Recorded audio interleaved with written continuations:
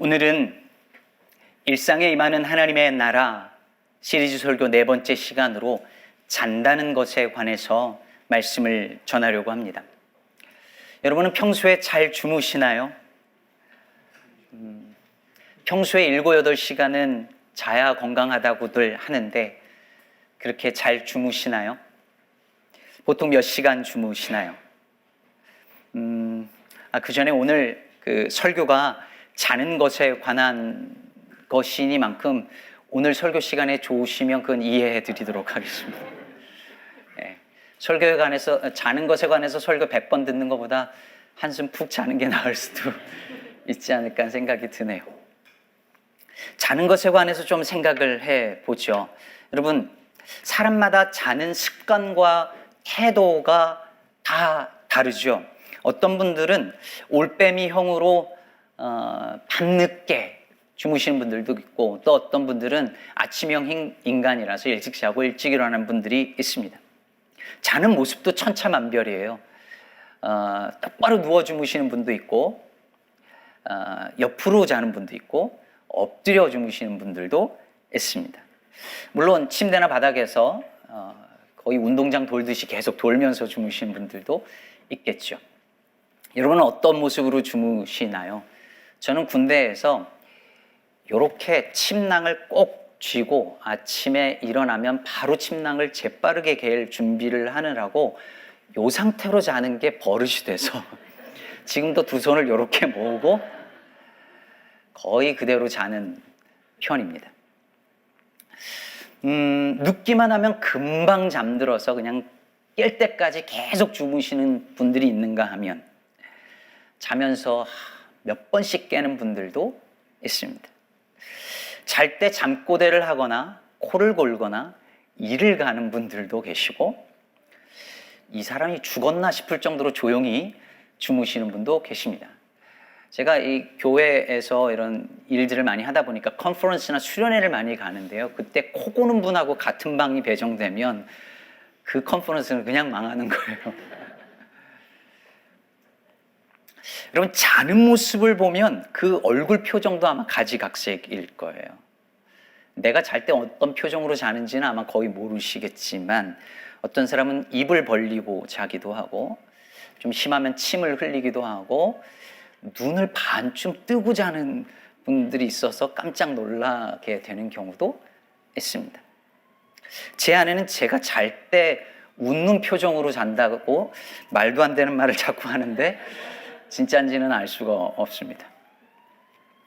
세상에서 가장 평화로운 모습에 자는 모습을 꼽으라면 그것은 잠든 아기의 얼굴 아닌가 싶습니다.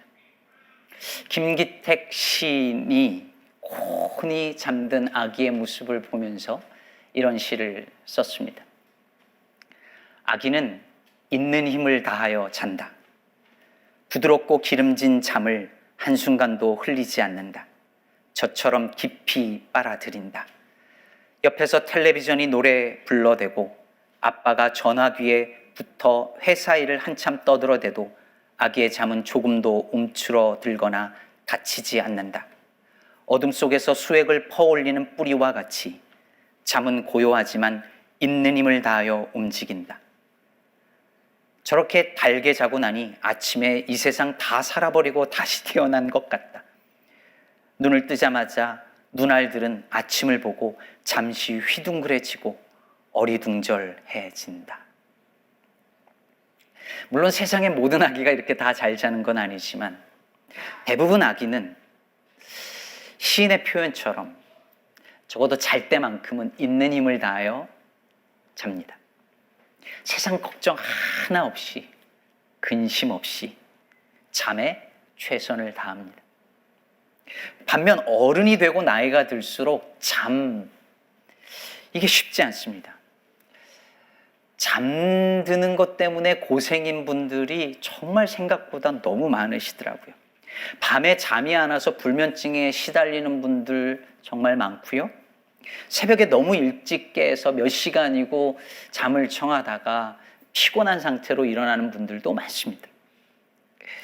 멜라토닌이나 알러지약이나 아니면 수면제에 의존하지 않고는 잠을 제대로 못 자는 현대인들이 수도 없습니다. 불면증 혹은 수면 부족으로 겪는 고통이 얼마나 힘든 것인지는 겪어보지 않은 사람들은 모른다고들 하지 않습니까? 아마 여기 중에도 공감하시는 분들 있으실 것 같아요. 오죽하면 가장 심한 고문 중에 하나가 강한 빛을 계속 씌워서 잠을 못 자게 하는 것이라는 말도 있잖아요.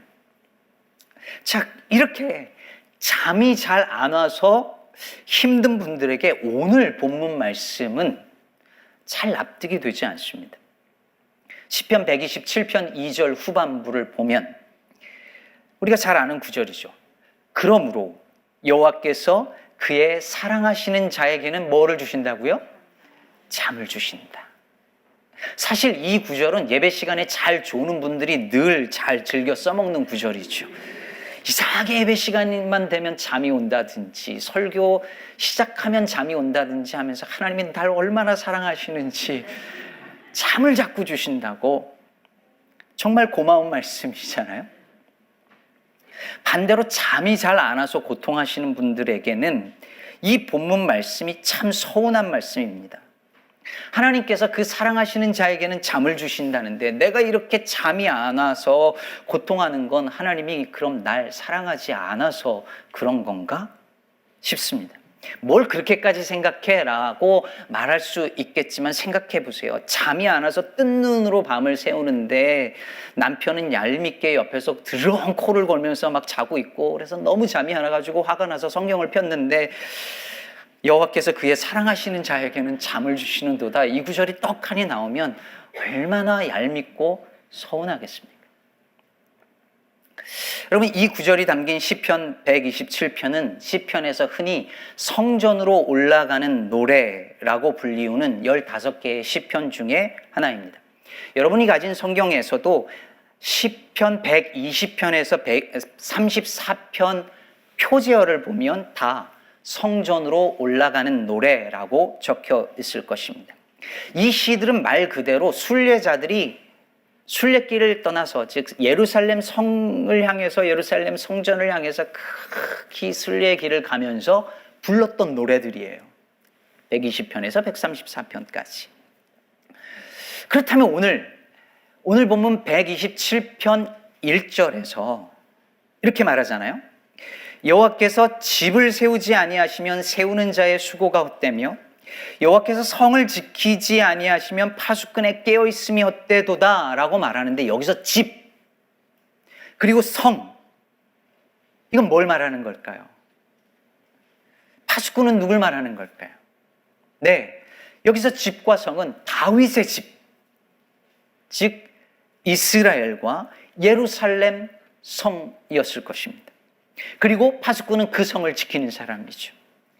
여러분, 그래서 아무리 예루살렘 성을 견고하게 세우고 왕권을 강화하고 파수꾼이 지킨다 할지라도 여호와께서 지키지 아니하시면 그 모든 노력이 헛것이다라고 선언하는 거예요. 이걸 시인이 2절에서 우리의 삶에 조금 더 확장해서 적용해서 이렇게 말하는 거예요. 너희가 일찍이 일어나고 늦게 누우며 수구의 떡을 먹음이 헛되도다. 아무리 늦게 자고 새벽같이 일어나서 잠 안 자고 열심히 일해도 그런다 할지라도 하나님이 세우시고 하나님이 지켜주시지 않으면 다 헛되다라는 말입니다. 다른 말로 이것을 표현하면 나와 내 가정이 보호받는 것은 내가 잠을 줄이고 밤 늦게까지 일하고 아침 일찍 새벽같이 일해서 땀 흘려 일했기 때문에 나와 내 가정이 돌봄을 받고 지켜지는 것이 아니라 내가 자는 동안에도 하나님께서 나와 내 가정을 지키시기 때문이라고 말하고 있는 것입니다.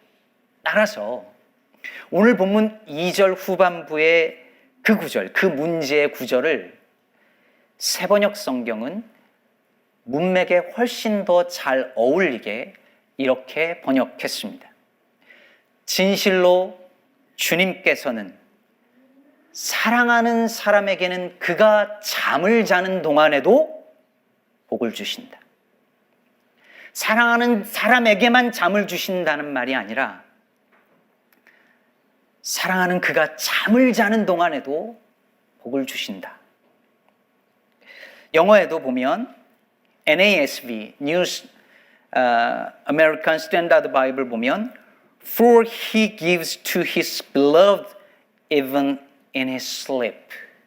즉 그가 사랑하는 자에게 even 그가 잠들 때에도 주신다고요. 뭘?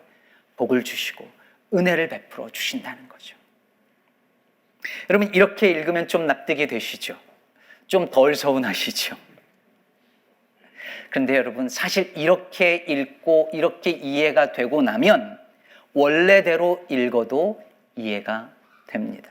하나님이 사랑하시는 자에게 잠을 준다는 그 말씀은 어떤 순간에도 그들을 지키시고 보호하셔서 그들로 염려하지 않게 하심으로 편히 잘 수 있게 하신다는 말씀이니까요. 사실 사람들이 늦게 자고 일찍 일어나고 잠을 줄여가며 일한 이유는 그 수고와 그 노력과 그 땀 흘려 일하는 그것이 나와 내 가정과 내 공동체를 지켜준다라고 믿었기 때문이거든요. 그런데 하나님께서 그게 아니라고 걱정하지 말라고, 너가 잠드는 그 순간에도 내가 너를 지키고 보호한다고, 그러니 편히 자라고 말씀하는 것입니다. 언제부턴가 사람들은 잠을 줄여서 잠을 줄이면 더 열심히 일할 수 있고 더 돈을 벌 수 있고 더 성공할 수 있다고 믿게 되었습니다. 저 유명한 영화 월스트리트의 주인공 골든 게토가 말한 바 돈은 절대로 잠들지 않는다라는 말을 믿고 사람들은 더 성공하고 더 벌기 위해 잠을 방해꾼으로 여겼습니다. 전기를 발명한 것이 결정적이었죠, 여러분. 그래서 밤에도 하게 된 거잖아요. 토마스 에디슨이 그래서 이런 말을 했답니다. 잠은 원시 시대부터 우리의 시간과 유산을 낭비해 온 죄악이다. 정말 그럴까요? 여러분, 우리가 어릴 때 부르는 노래에도요, 잠은 좀 부정적인 것처럼 여기는 것들이 많았어요. 여우야 여우야 뭐하니 잠잔다. 나오셔야죠. 잠꾸러기. 여우야 여우야 뭐하니 세수한다. 멋쟁이. 잠을 자면 장꾸러기라고 놀리고 일찍 일어나서 세수를 하면 멋쟁이가 되었습니다. 그러니 잠을 줄여서 뭔가를 더 하면 칭찬을 받았습니다. 물론 너무 많이 자는 것은 게으름이고 나태함의 문제죠. 성경도 그것을 분명히 경계합니다. 잠언 24장에서 게으른 자에 대해서 이렇게 묘사하지요. 네가 좀 더 자자, 좀 더 졸자, 손을 모으고 좀 더 누워있자 하니 내 빈궁이 강도같이 오며 내 곰핍이 군사같이 이르리라. 이 말씀에 말하는 것처럼 분명히 지나치게 많이 자는 것은 게으름이고 그것은 하나님께서 우리들에게 주신 시간과 세월을 낭비하는 죄이기도 합니다. 그러나 여러분, 우리 중에서 정말 지나치게 죄가 될 만큼 많이 자는 그런 게으른 사람이 얼마나 될까요? 특히 한국에서 자란 성인들 중에서 말입니다. 우리는요, 어릴 때부터 둥근 애가 떴습니다, 자리에서 일어나서 이런 노래 부르면서 컸고요. 어른들은 새벽종이 울렸네 하면서 살았어요. 전 국민이 이런 노래 부르면서 산 민족이에요. 사당오락이란 말 아시죠? 4시간 자면 붙고 5시간 자면 떨어진다고 공부하라고 그렇게 잠을 아껴가며 공부하고 일하고 그렇게 죽어라 일하다가 정말 죽는 사람들이잖아요. 이러다 보니 전 국민이 수면 부족인가 봐요. 여러분, 한국 고속도로 가면 미국에 없는, 잘 안 보이는 게 계속 보이는데 졸지 말라고. 계속 나옵니다. 지나칠 정도로 많이 나옵니다. 왜냐하면 졸다가 사고가 너무 많이 나거든요. 잠을 줄이고 일하다 보니 당연하죠. 여러분, 미국도요, 1년에 10만 건 이상의 교통사고가 다 잠을 제대로 자지 못한 것과 연관성이 있답니다. T.C. 해리슨 워렌의 진짜 좋은 책, 오늘이라는 예배에 보면 잠에 대해서 이런 대목이 나옵니다. 우리의 잠을 기꺼이 포기하게 만드는 무언가는 곧 우리가 무엇을 사랑하는지 보여주는 훌륭한 지표가 된다. 내가 무엇을 위해서 잠을 줄이는지 포기하는지를 보면 내가 뭘 사랑하는지가 보인다는 거죠. 여러분, 엄마가 사랑하는 아기에게 젖을 물리기 위해서 혹은 우는 아이를 안고 달래기 위해서 잠을 포기합니다. 그 아이를 사랑하니까요. 잠을 포기하고 드라마를 보거나 공부를 더 하거나 일을 하거나 친구들과 어울려 놀거나 혹은 기도를 드릴 때 이 모든 것이 내가 무엇을 사랑하는지를 드러내 보여준다는 거예요. 뿐만 아닙니다. 여러분, 잠은 생각보다 우리에게 많은 것을 가르쳐주고 보여주는데요. 그 중에서도 잠은 무엇보다 우리가 얼마나 약한 존재인지를 보여줍니다. 생각해 보세요. 잠은 정말 내가 어떻게 할 수 없는 문제예요. 자야 해 하면 더 잠이 안 오죠. 잠은 내 맘대로 안 돼요. 잠이 오는 것도 내 맘대로 안 되고 잠이 안 오는 것도 내 맘대로 안 돼요. 여러분, 잠이 온다 이렇게 표현하잖아요. 잠이 오는 거예요. 비가 오고 눈이 오는 걸 내가 어떻게 할 수 있어요? 그냥 오는 거죠. 잠도 와요. 그래야 자요. 안 오면 못 자요. 잠이 오는 건요, 잠이 안 오는 건 누군가 도와줄 수도 없어요. 먹는 거는요, 음식을 누군가 줄 수도 있어요. 일은 같이 해줄 수도 있고 노는 것도 같이 놀아줄 수 있어요. 그런데 잠은요, 이건 뭐 어떻게 해줄 수가 없어요. 아내가 옆에서 못 자는데 제 잠을 나눠줄 수 없잖아요. 대신 자줄 수도 없잖아요. 대신 자주긴 하는데 불면증에 시달리는 성도님들 많은데 하나님, 저 집사님, 저 권사님 잘 주무시게 해주세요. 기도하는 거 외에 뭘 해드릴 수가 없어요.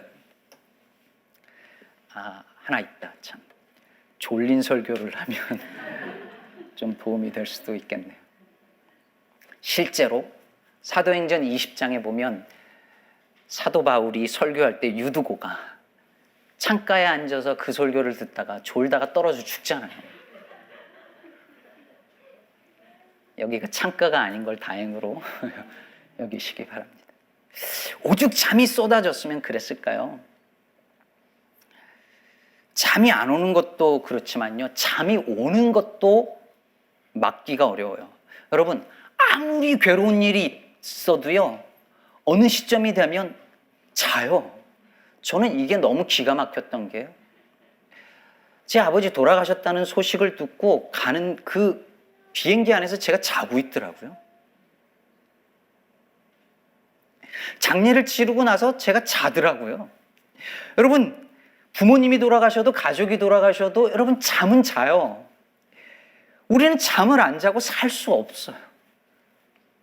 참 놀랍지 않습니까? 생각해보면 인간은 뭐든지 할 수 있을 것 같고요, 뭐든지 컨트롤할 수 있을 것 같고 엄청난 성취를 이룰 수 있을 것 같은데 인간은 밤이 되면 자야 돼요.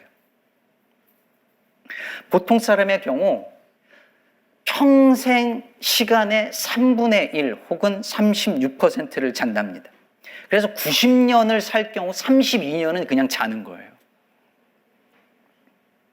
그 시간이 아깝다고 잠을 줄여서 뭔가를 해보려고 데일라이트 세이빙 뭐 이런 거 만들어 가지고서는 해보지만 여러분 소용없어요. 인간은 자야 해요. 여러분 이것보다 인간의 한계를 명확하게 매일 빠짐없이 보여주는 증거가 또 있을까요? 인간이 얼마나 연약한 존재인지를 우리가 잔다는 것 그리고 잠을 내 힘으로 할 수 없다는 것만큼 보여주는 증거가 어디 있냐는 거예요. 그래서 성경에 보면 하나님께서 사람들을 찾아오실 때 그들이 잠들었을 때 찾아오는 장면들이 많죠. 성경에서 가장 먼저 잠에 대해서 누가 잤다라는 구절이 어디 나오는지 기억하십니까? 아담이죠. 아담이 깊이 잠들었을 때 하나님이 아담을 깊이 잠들게 하시고 갈빗대 하나를 뽑아서 하와를 만드십니다. 창세기 15장에 보면 아브라함과 하나님이 계약을 맺으실 때도 아브라함에게 깊은 잠이 임했을 때에 약속의 말씀 주시고 쪼갠 고기 사이로 횃불이 지나가게 하시죠. 가장 유명한 장면은 바로 야곱이 집을 떠나서 삼촌 집으로 가다가 그 길에서 돌 베고 잠들었을 때에 꿈에 땅과 하늘을 잇는 사다리에 천사들이 오르락 내리락 하는 바로 그 장면일 것입니다. 왜 하나님께서 그들이 잠들었을 때 찾아오실까요? 사람은 잠들었을 때 가장 겸손해지기 때문입니다. 잠들었을 때 우리는요, 완전 무방비 상태가 돼요. 잠에 빠져드는 순간 우리는 우리 자신을 조금도 통제할 수 없게 됩니다. 내 표정, 내 자세, 내 생각, 내 감정, 내가 꾸는 꿈, 잠꼬대로 내가 내뱉는 말, 입에서 흐르는 침, 그 어느 것 하나도 내 맘대로 못해요. 여러분, 낮에 내 맘대로, 내 뜻대로, 내 생각대로, 내 감정대로 내가 다 할 수 있었는데 잠드는 순간 하나도 통제할 수 없습니다. 잠들었을 때야 비로소 우리는, 인간들은 내 인생의 주인의 자리에서 그제서야 내려옵니다. 그래서 유진 피터슨 목사님은 이렇게 말한 바 있습니다. 우리는 잠이 들고 하나님은 그분의 일을 시작하신다. 우리가 잠이 들었을 때, 잠이 들었을 때에도, 잠이 들었을 때야 비로소 하나님은 그분의 일을 하십니다. 그래서 시편 4편 8절은 이렇게 말하는 거예요. 내가 평안히 눕고 자기도 하리니 나를 안전히 살게 하시는 이는 오직 여호와이시니이다. 내가 평안히 눕고 잘 수 있는 건 내가 자는 동안에도 나를 위하여, 우리를 위하여, 이 세상을 위하여, 이 피조세계를 위하여 지키시고 보호하시고 일하시는 하나님 때문인 줄로 믿습니다. 여러분, 성경에서 가장 완벽하게 자는 모습이 어디 나오는지 아십니까? 마가복음 4장에서 예수님께서 제자들과 함께 배를 타고 거라사 지방으로 갈 때 광풍이 일어나는데 예수님이 고물에서 베개 베고 주무십니다. 그 모습을 상상해 보세요. 그 어떤 두려움이나 그 어떤 근심이나 그 어떤 불안이 없는 상태의 잠이죠.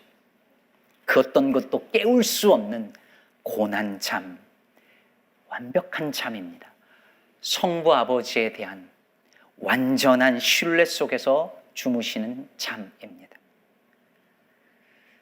제가 오늘 이 설교를 통해서, 오늘 이 설교 듣고 집에 가서 잘 잤다 이러면 얼마나 좋겠냐마는, 그건 잘 모르겠어요. 그건 장담 못하겠습니다. 그러나 축복합니다. 여러분, 예수님의 이런 잠 잘 주무실 수 있게 되기를 축복합니다. 그 예수님께서 십자가에 죽으실 때에 뭐라고 하셨죠? 내 영혼을 아버지께 부탁하나이다. 그리고 돌아가시죠. 아버지 하나님에 대한 완벽한 신뢰 속에서 영원한 그 잠에 드는 그 순간이었을 거예요. 그런데 사흘 만에 부활하세요. 여러분, 성경은 이 죽음과 이 부활을 뭐에 비유합니까? 자는 것과 깨는 것에 비유합니다. 그래서 이런 구절들이 있습니다. 데살로니가전서 4장 14절, 우리가 예수께서 죽으셨다가 다시 살아나심을 믿을진대 이와 같이 예수 안에서 자는 자들도 하나님이 그와 함께 데리고 오시리라. 에베소 5장 14절, 그러므로 이르시기를 잠자는 자여 깨어서 죽은 자들 가운데서 일어나라. 그리스도께서 너에게 비추이시리라. 사랑하는 여러분, 우리 곁을 떠나간 이들이 있습니다. 자는 줄로 믿습니다. 그리고 때가 되어 주님께서 깨워주시리라 믿습니다. 그러므로 사랑하는 여러분, 자는 것과 깨는 것이 죽음과 부활을 상징할 뿐만 아니라 그것의 일부를 경험할 수 있는 하나님의 은총이라면 매일 밤 잠자리에 들어서 자는 것은 죽음을 연습하는 것 아닐까요? 매일 아침 일어나 깨는 것은 부활을 연습하는 은혜의 시간 아닐까요? 그래서 저는 매일 잘 때에 그런 타이밍이 있잖아요. 잠이 탁 드는 그 의식과 무의식의 그 경계에서 살짝 빠져드는데 아직 생각이 남아있는 그 순간에 이게 죽음을 연습하는 거구나 라는 생각을 자주 합니다. 여러분, 이걸 평생 연습하게 하셨으니 얼마나 큰 은혜입니까? 잠을 내 맘대로 내 뜻대로 할 수 없다는 것은 나의 한계를 알게 하시는 하나님의 은혜요. 죽음과 부활을 연습하게 하시는 하나님의 은혜인 것이지요. 나태주 시인도 이걸 알았던 것 같아요. 잘 알려진 시인데, 아주 짧은 시지만 잠들기 전 기도라는 시인데 여러분도 한번 해보시면 좋을 것 같습니다. 하나님, 오늘도 하루 잘 살고 죽습니다. 내일 아침 잊지 말고 깨워 주십시오. 말씀을 맺으려고 하는데요, 그 전에 한 가지 우리가 꼭 기억했으면 하는 것이 있습니다. 우리 주변에 잠을 빼앗긴 이들이 너무 많다는 사실입니다. 불안해서, 외로워서 잠을 못 자는 이들이 있습니다. 잠도 제대로 못 자며 힘든 노동에 시달리는 이들이 있습니다. 편하게 자기 한 몸 누일 공간이 없어서 고통하고 길거리에서 잠을 청하는 이들이 우리 주변에 너무 많습니다. 출애굽기 22장에 보면 가난한 자의 옷을 저당 잡거든 해가 지기 전에 돌려주라고 말합니다. 왜냐하면 그 당시에 그 겉옷은 그들에게 이불이었거든요. 그래서 출애굽기 22장에서 뭐라고 얘기하냐면 해가 지기 전에 돌려주라. 왜냐하면 그것이 그가 가진 유일한 옷이고 그것이 그의 알몸을 가릴 옷인 즉 그가 무엇을 덮고 자겠느냐. 이 말씀은 나만 잘 자면 되는 것이 아니라 누군가 잘 잘 수 있도록 돕는 것이 믿음의 백성들의 책임이고 사명이고 소명이라고 말하고 있는 것입니다. 물론 우리 사회는 우리가 잘 때 깨어 있을 수밖에 없고 또 그래야만 하는 사람들이 있습니다. 의사, 간호사, 소방대원, 군인 같은 사람들이죠. 코로나19로 우리가 고통당하는 그 순간에 그보다 더 앞에 서서 밤잠을 포기하고 반납하고 고군분투했던 바로 그분들입니다. 군대 다녀오신 분들 다 불침번 서보셨죠? 자다가 고참이 와서 머리에 딱 손을 얹습니다. 그러면 이병 손 퇴환하고 일어나서 1시간 그 너무 꿀 같은 잠을 포기하고 불침번을 섭니다. 그런데 그 불침번 덕분에 다른 사람들은 편히 자는 거예요. 이 시대 불침번 같은 일을 하는 사람들이 있습니다. 그들이 있어서 우리는 안심하고 잘 수 있겠죠. 그런데 여러분, 오늘 본문이 우리에게 말하는 것입니다. 아무리 불침번을 세우고 깨어 지켜도, 아무리 파수꾼이 지키고 서 있어도 하나님이 지키지 않으면 그 깨어있음이 헛수고라고 말입니다. 그러므로 사랑하는 성도 여러분, 매일 밤 잠들 때마다 안심하고 주무십시오. 우리를 사랑하시는 주님께서 영원한 불침번 되셔서 졸지도 아니하시고 주무시지도 아니하시는 하나님께서 우리가 자는 동안에도 우리에게 복을 주시고 우리 가정과 우리 교회와 이 피조 세계를 하나님께서 지켜주실 것입니다. 오늘 설교는 왠지 안녕히 주무세요 하고 끝내야 될 것 같네요. 기도하겠습니다.